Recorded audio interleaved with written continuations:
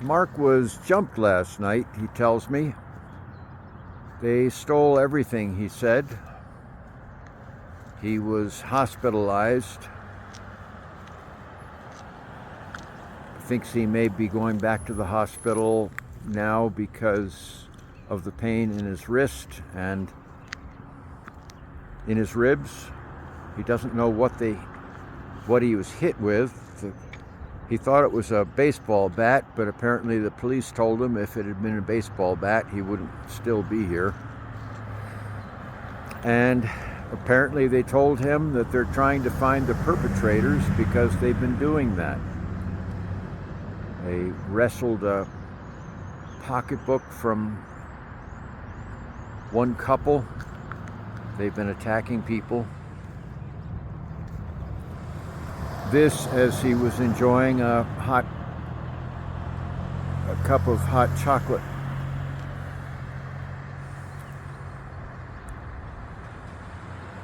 He slept behind a large department store, apparently in just his relatively thin jacket. It was about 20 degrees last night.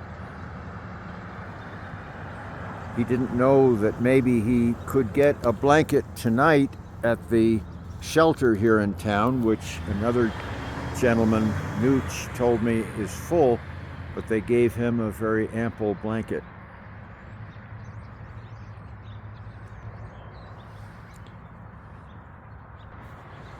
He wasn't complaining, he was quite matter of fact. They stole everything. My papers, my ID. He thinks that the shelter will not let him in without an ID. I don't know if that's the case, but apparently they are full.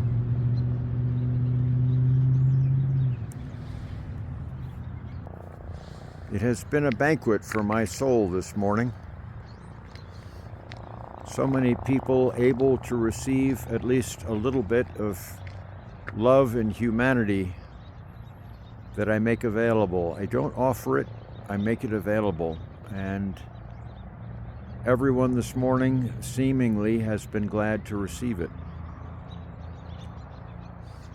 Will you pray for us? Theron and Roundhouse asked me. I met Roundhouse last week briefly, serving hot chocolate, and this morning he was with Theron out in the park in the cold. Will you pray for us? I don't usually do that. I'm not usually asked to, but I gladly said yes. And I said, Father, please get these men healthy. I sense goodness in both of them, and I do. I sense aliveness in both of them, and I do. And I don't see it in many people, but I see it in them. I said, Father, get them healthy.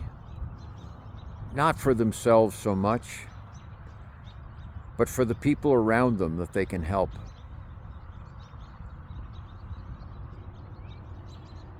At this, there were tears in Theron's eyes. He said, and it seemed to be from someplace deep, he said, you have lifted a weight from me. He had told me earlier that his wife died on the 1st of this month. And the pain was so evident in his face to know someone so deeply and so long, and now she's gone.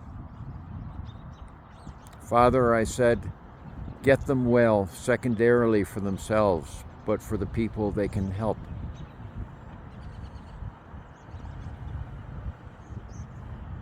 It seems to me that this is what we're lacking.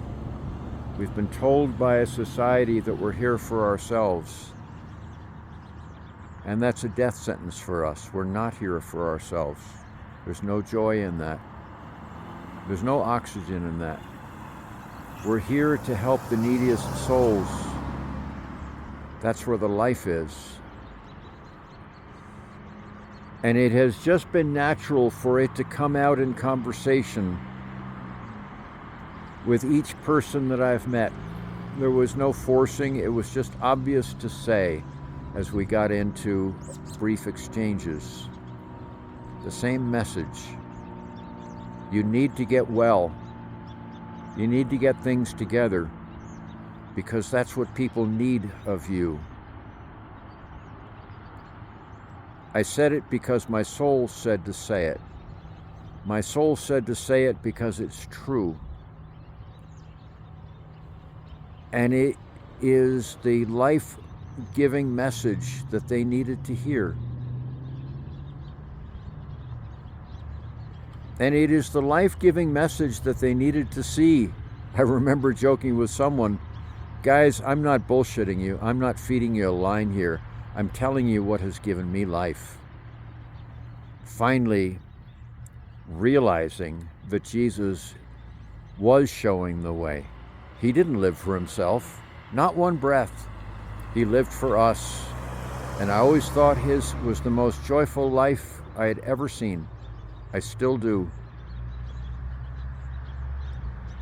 And now I'm trying to follow his example. Pitifully, but boy, is it joyful. If you would hold on to your life, you will lose it.